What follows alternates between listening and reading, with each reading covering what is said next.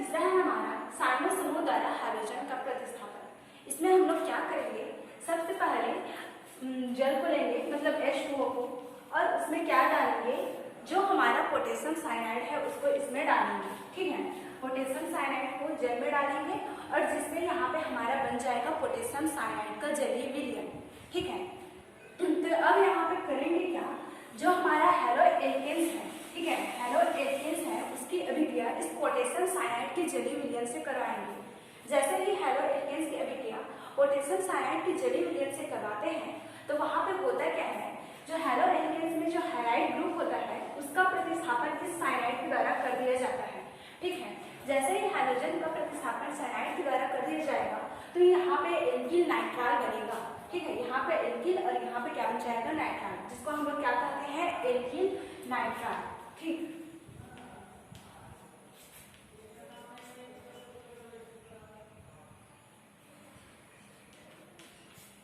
Alkyl नाइट्राल। अब यहाँ पे आर की जगह में कोई भी एल्किल ग्रुप ले सकते हैं जो यहाँ पे रहेगा हमारा, जैसे कि यहाँ पे ले रही हूँ आपका CH3 हैलोजन की जगह में क्या ले सकते हैं हम लोग, कोई भी फ्लोरीन क्लोरीन ब्रोमीन आयोडीन, जैसे कि यहाँ पे मैं Cl को ले रही हूँ और यहाँ पे है पोटेशियम साइनाइड का जलीय विलयन, तो ये तो ऐसे ही रहेगा पोटेशियम साइनाइड का जलीय विलयन, है ना। तो अब यहाँ पे क्या करेंगे, इसके साथ अभिक्रिया कराएंगे तो Cl का प्रतिस्थापन कौन करेगा, ये Cn ग्रुप करेगा। तो यहाँ पे क्या बन जाएगा, CH3 हैलोजन की जगह में, मतलब क्लोरीन की जगह में क्या आ जाएगा, हमारा साइनाइड ग्रुप, और यहाँ पे जो बचा है उसको लिख लीजिए आप लोग, K बचा है, यहाँ पे क्या बचा है, Cl, तो यहाँ पे क्या हो जाएगा, KCl। तो यहाँ पे हो गया ये रिएक्शन कि जब हैलो एल्केन्स की अभिक्रिया पोटेशियम साइनाइड के जलीय विलयन से करवाते हैं, ठीक है, तो यहाँ पे जो हैलोजन ग्रुप होता है उसका प्रतिस्थापन Cl के द्वारा कर दिया जाता है और यहाँ पे बनता है आपका, यहाँ पे बना है जो आपका मेथिल नाइट्राइल बना है, मेथिल नाइट्राइल यहाँ पे बना है। इस तरह से ये रिएक्शन समाप्त होता है। हम लोग हैलो एल्केन्स के रासायनिक गुण देख रहे थे, है ना, जिसमें से और कुछ रासायनिक अभिक्रिया के बारे में हमने पढ़ा।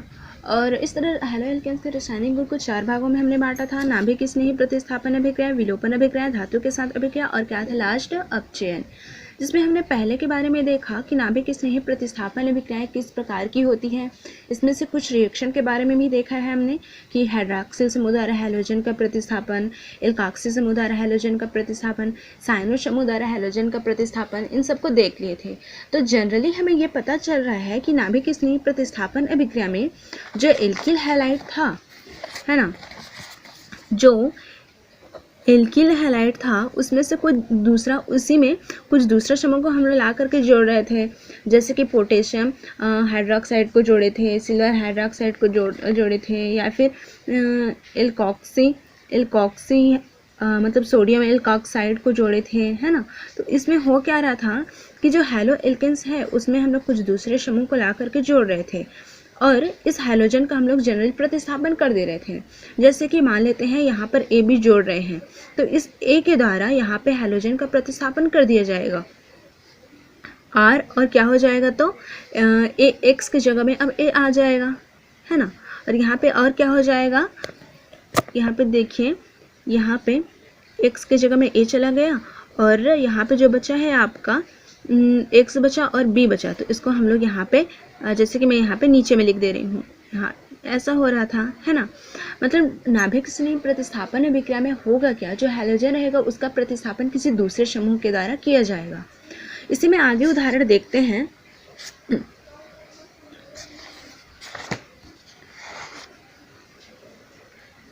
अगला उदाहरण है हमारा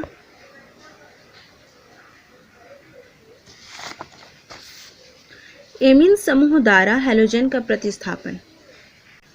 तो इसमें होता क्या है, एमीन समूह द्वारा हैलोजन का प्रतिस्थापन, इसमें होता क्या है, जब एल्किल हैलाइड को अमोनिया के एल्कोहलिक विलयन के साथ 373 केल्विन ताप अथवा 100 अंश सेंटीग्रेड ताप पर गर्म करते हैं तब एमीन्स के द्वारा हैलोजन का प्रतिस्थापन कर दिया जाता है ना। और क्या होता है, हमें विभिन्न एमीन्स के मिश्रण प्राप्त होते हैं, ठीक। और इन एमीन्स के मिश्रण की अभिक्रिया पुनः एल्किल हैलाइड से करवाते जाते हैं तो अंत में हमें चतुष्क लवण प्राप्त होता है।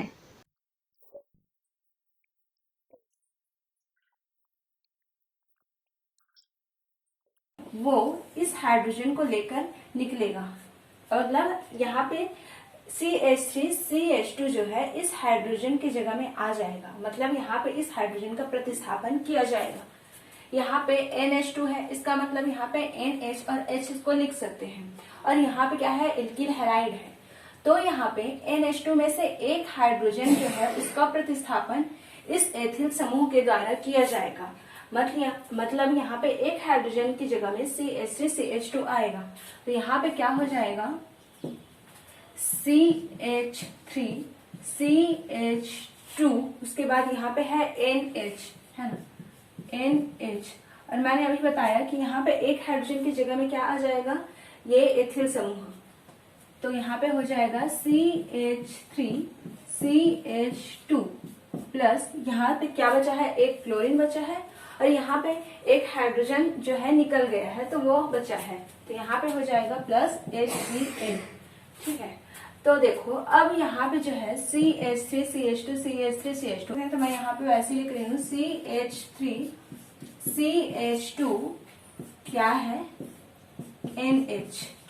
ठीक है, अब यहाँ पे डाइएथिल एमी मिला। जब इसकी अभिक्रिया पुनः एल्किल हैलाइड से कराएंगे, मतलब इसी से करवाएंगे। तो यहाँ पे क्या हो जाएगा, CH3CH2Cl। अब यहाँ पे जो एक हाइड्रोजन है उसका प्रतिस्थापन ये एथिल समूह फिर से करेगा। मतलब इस हाइड्रोजन की जगह में ये एथिल समूह आ जाएगा। तो यहाँ पे प्रोडक्ट क्या बनेगा, CH3CH2 और क्या बचा यहाँ पे, नाइट्रोजन। ये नाइट्रोजन बच गया और एक हाइड्रोजन की जगह में क्या आ जाएगा, ये एथिल समूह आ जाएगा। तो यहाँ पे क्या हो जाएगा, यहाँ पे क्या है, ये 2 है ना, यहाँ पे मतलब CH3CH2 के 2 मोल्स हैं। तो अब यहाँ पे नाइट्रोजन की जगह में क्या आ जाएगा, CH3 और हाइड्रोजन की जगह में CH3CH2 आ जाएगा। तो अब इसको हम लोग और क्या लिख सकते हैं उसको बाद में देखेंगे। जैसे कि यहाँ से एक हाइड्रोजन निकला है और यहाँ से एक Cl बचा है, तो इसको हम लोग लिख सकते हैं प्लस करके HCl। ठीक, अब इसको हम लोग क्या लिख सकते हैं, CH3CH2 के 2 मोल्स है, नाइट्रोजन है और CH3CH2 फिर से है।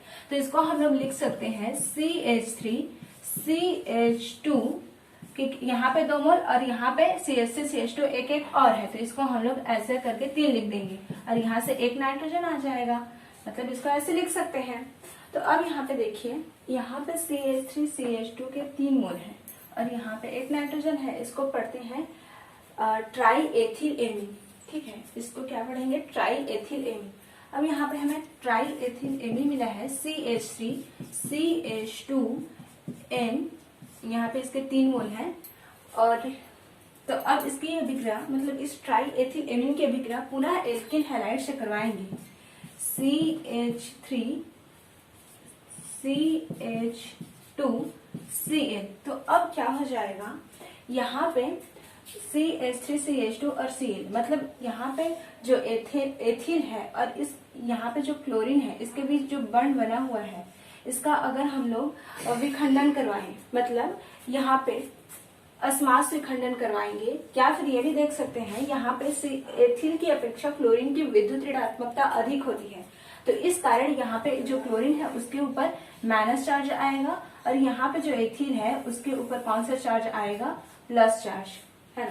क्लोरीन की विद्युत ऋणात्मकता अधिक है, इसी कारण क्लोरीन पे माइनस चार्ज और यहाँ पे इसके ऊपर क्या आ जाएगा, प्लस चार्ज आ जाएगा।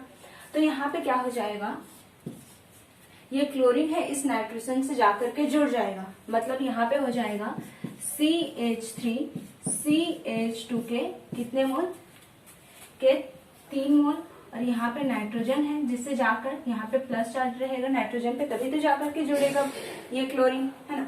और यहाँ पे क्लोरीन आकर के जुड़ जाएगा।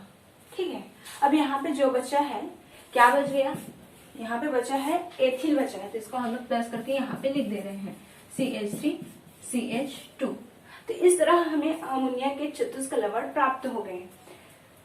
ठीक,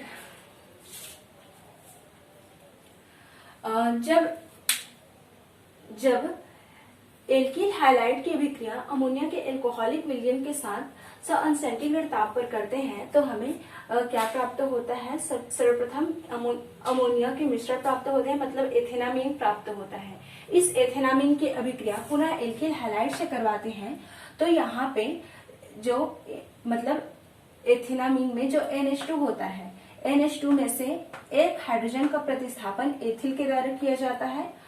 यहाँ पे CH3CH2 इस हाइड्रोजन की जगह में आ जाएगा। ठीक है, तो यहाँ पे CH3CH2 NH हो गया और इस हाइड्रोजन की जगह में क्या आकर के जुड़ा है, ये CH3CH2। ठीक है, और प्लस यहाँ पे क्लोरीन है और यहाँ से एक हाइड्रोजन जो जिसका प्रतिस्थापन हुआ है इसकी जगह में आया है, तो ये तो बाहर निकलेगा ही, है ना। तो एक हाइड्रोजन यहाँ पे आ गया और HCl हो गया। ठीक है, यहाँ पे प्लस है और ये HCl यहीं का है। ठीक है, तो यहाँ पे CH3CH2 के अब डाई एथिल एमीन प्राप्त हो गया हमें, है ना। तो डाई एथिल एमीन में पुनः एल्किल हैलाइड की क्रिया करवाएंगे तो यहाँ पे एक हाइड्रोजन का प्रतिस्थापन फिर से एथिल समूह के द्वारा किया जाएगा, मतलब एक हाइड्रोजन की जगह में पुनः एथिल आ जाएगा। तो हम यहाँ पे लिख दिए CH3CH2 के 2 मोल्स, उसके बाद ये नाइट्रोजन है और इस हाइड्रोजन की जगह में पुनः एथिल आ गया। अब यहाँ से एक हाइड्रोजन निकला है और यहाँ से एक क्लोरीन बचा है तो वहां पे HCl आ गया। अब यहाँ पे हमें क्या प्राप्त हुआ है, इसको हम CH3CH2 के 2 मोल्स है और यहाँ पे CH3CH2 फिर से है, तो इसको हम लोग CH3CH2 के 3 मोल और नाइट्रोजन करके शो कर सकते हैं, है ना। तो इस तरह से हमें ट्राई एथिल एमीन प्राप्त हुआ।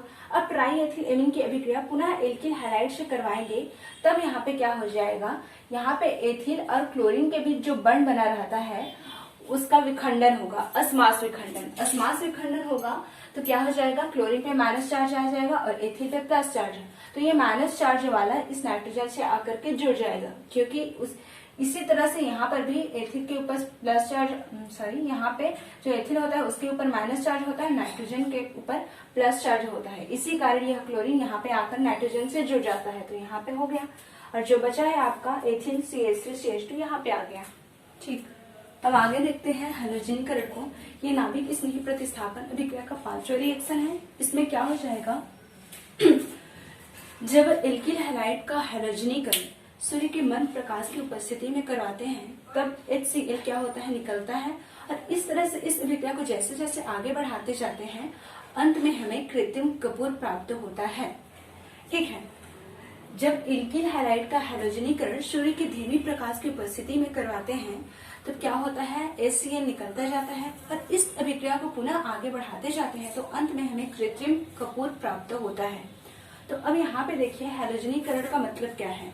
जैसे कि यहाँ पे बोला जा रहा है एल्किल हैलाइड का हैलोजनीकरण CH3CH2Cl, इसका हैलोजनीकरण करना है, मतलब कोई भी हाइड्रोजन ग्रुप को लाकर इसमें हमें जोड़ना है। जैसे कि यहाँ पे हम लोग जोड़ सकते हैं Cl2 को, या फिर जोड़ सकते हैं Br2 को, या फिर जोड़ सकते हैं F2 को। कोई भी हैलोजन को यहाँ पे ला करके हमें क्या करना है, जोड़ना है। इसका मतलब क्या है, हैलोजनीकरण है।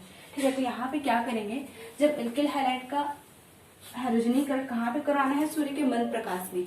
सूर्य के मंद प्रकाश से आशा है कि हमें इस रिएक्शन को डायरेक्ट सूर्य के नीचे में नहीं करवाना है, या तो कमरे में करवाना है जहां से हल्का प्रकाश मतलब खिड़की से प्रकाश आता हुआ होना चाहिए, या फिर फिल्टर लगा करके नीचे में रिएक्शन को करवाना है। ठीक है, तो यहाँ पे एल्किल हैलाइड का हैलोजनीकरण करवाएंगे। जैसे कि यहाँ पे मैं Cl2 को ले रही हूँ। ठीक है, तब एल्किल हैलाइड का हैलोजनीकरण कराएंगे तो यहाँ से एक HCl निकलेगा, है ना। तो अब यहाँ पे क्या हो जाएगा, जैसे कि आपका यहाँ पे है C2H5 और Cl है ना। ऐसा यहाँ पे है, ये वाला C2H3 है और यहाँ पे 2 है, तो क्या हो जाएगा, H5 हो जाएगा और यहाँ पे Cl है, सेम इसी को यहाँ पे लिखा गया है। तो यहाँ से अगर एक HCl निकलेगा तो यहाँ पे क्या बचेगा, C2, एक हाइड्रोजन निकल जाएगा तो H4 हो जाएगा, एक क्लोरीन निकल जाएगा तो ये बन जाएगा, C2H4 बचा है। यहाँ से जो लिखा है उसमें HCl को निकालना है, तो हमने HCl को निकाला तो यहाँ पे C2H4 बचा। अब इसमें क्या करना है, Cl2 को ऐड करना है, तो यहाँ पे Cl2 को ऐड करेंगे तो क्या हो जाएगा, C2H4Cl2 आ जाएगा। अब इसको मैं यहाँ से मिटा करके यहाँ पे लिख रही हूँ, तो यहाँ पे क्या आ जाएगा आपका C2H4Cl2 आ जाएगा, है ना। अब यहाँ से पुनः इस यही क्रिया कराएंगे, पुनः Cl2 को ला करके जोड़ेंगे और पुनः HCl को निकालेंगे, तब क्या हो जाएगा, यहाँ से HCl को पहले निकाल के देखते हैं। जैसे कि यहाँ से HCl को निकालेंगे तो क्या बच जाएगा, यहाँ पे HCl को अगर निकाल रहे हैं तो C2, एक हाइड्रोजन निकल जाएगा तो H3, एक क्लोरीन निकल जाएगा तो Cl, है ना। यहाँ पे C2 को C2 हो गया, एक हाइड्रोजन निकलेगा तो H3 हो गया और एक क्लोरीन निकलेगा तो Cl हो गया। अगर अब इसमें Cl2 को ऐड करेंगे तो क्या हो जाएगा, यहाँ पे Cl है वह Cl3 हो जाएगा, है ना। Cl2 को ऐड करेंगे तो C2H3Cl3 हो जाएगा। यहाँ पे लिख दे रही है इसको मैं, यहाँ पे जैसे कि आपको मिला है C2H3Cl3 मिला है। अब इसमें पुनः क्या करेंगे, HCl निकालेंगे और फिर से Cl2 को जोड़ेंगे, तब अब यहाँ पे क्या हो जाएगा, यहाँ पे C2H3Cl3 में HCl निकालेंगे तो यहाँ से C2H3Cl3 में HCl निकालेंगे तो क्या हो जाएगा, C2 हो जाएगा। HCl को निकाल रहे हैं एक हाइड्रोजन को तो H2 हो जाएगा और क्या बच जाएगा, और यहाँ पे एक Cl को भी निकालना है तो यहाँ पे हो जाएगा Cl2, ठीक है। इतना अगर इसमें HCl को निकालेंगे तो C2H2Cl2 हो जाएगा, है ना। अब यहाँ से दो Cl2 को जोड़ना है तो यहाँ पे 2 क्लोरीन है और 2 क्लोरीन को जोड़ेंगे तो क्या हो जाएगा, Cl4 हो जाएगा, है ना। अब इसमें पुनः क्या करेंगे, HCl को निकालेंगे और फिर से Cl2 को जोड़ेंगे, तब क्या हो जाएगा, C2H2 है, C2H2Cl4 है, इसमें HCl को निकालेंगे तो यहाँ पे हो जाएगा C2H और एक क्लोरीन निकल गया तो H हो जाएगा और यहाँ एक हाइड्रोजन निकल गया तो H हो जाएगा और एक क्लोरीन निकलेगा तो क्या हो जाएगा, Cl3 हो जाएगा। अब पुनः इसमें 2 क्लोरीन और ऐड करेंगे तो क्या हो जाएगा, यहाँ पे 3 है और यहाँ पे 2 है तो क्या हो जाएगा, ये 5 हो जाएगा, ठीक है। अब पुनः क्या करना है, इसमें फिर से HCl निकालेंगे और पुनः Cl2 को जोड़ेंगे तो अब क्या हो जाएगा, यहाँ से C2 मिला है, एक हाइड्रोजन निकल जाएगा तो कुछ नहीं, हाइड्रोजन तो बचेगा नहीं। उसके बाद यहाँ पे Cl5 है, उसमें से क्या निकालना है, एक क्लोरीन निकालना है तो यहाँ पे Cl4 हो जाएगा, है C2Cl4 हो जाएगा। यहाँ से 2 क्लोरीन को जोड़ेंगे तो क्या हो जाएगा, Cl6 हो जाएगा, ठीक है, C2Cl6 हो जाएगा। तो इस तरह से यहाँ पे प्राप्त हुआ C2Cl6, जिसे हम लोग पढ़ते हैं हेक्साक्लोरोएथेन। क्योंकि हेक्साक्लोरो इसलिए है क्योंकि क्लोरीन 6 है और एथेन इसलिए है क्योंकि कार्बन क्या है, 2 है, ठीक है। तो यहाँ पे हेक्साक्लोरोएथेन प्राप्त हो गया, जिसे हम लोग कहते हैं कृत्रिम कपूर, ठीक, कृत्रिम क्या है ये, कपूर, ठीक। तो इस तरह से जब एल्किल हैलाइड का हैलोजनीकरण करवाते जाते हैं तो अंत में हमें हेक्साक्लोरोएथेन प्राप्त होता है, मतलब कृत्रिम कपूर प्राप्त होता है। अब आगे देखते हैं हैलाइड विनिमय विधि। ये भी नाभिक स्नेही प्रतिस्थापन अभिक्रिया है, इसे फिकेल्स्टीन अभिक्रिया भी कहते हैं। इसको ध्यान दीजिएगा, जब एल्किल हैलाइड की अभिक्रिया CH3CH2Cl, जब एल्किल हैलाइड की अभिक्रिया पोटेशियम आयोडाइड के साथ एसीटोन की उपस्थिति में करवाते हैं,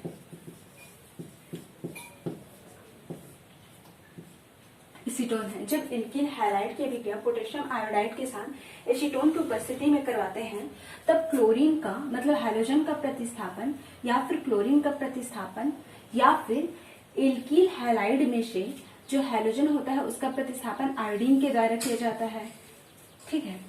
तो यहाँ पे क्या हो जाएगा, क्लोरीन की जगह में आयोडीन आकर के जुड़ जाएगा, तो यहाँ पे CH3 CH2 और आयोडीन मतलब एथिल आयोडाइड, और यहाँ पे क्या बचा है, पोटेशियम बचा है और यहाँ से Cl निकला है तो यहाँ पे हो जाएगा KCl, ठीक है। जब एल्किल हैलाइड की अभिक्रिया पोटेशियम आयोडाइड के साथ एसीटोन की उपस्थिति में करवाते हैं तो हैलो एल्केन्स के हैलोजन का प्रतिस्थापन आयोडीन के द्वारा कर दिया जाता है और इस तरह से हमें एथिल आयोडाइड प्राप्त होता है। इससे क्या कहते हैं, हैलाइड विनिमय विधि, एथिल आयोडाइड प्राप्त होता है। इसे क्या कहते हैं, फिकेल्स्टीन अभिक्रिया या फिर हैलाइड विनिमय विधि।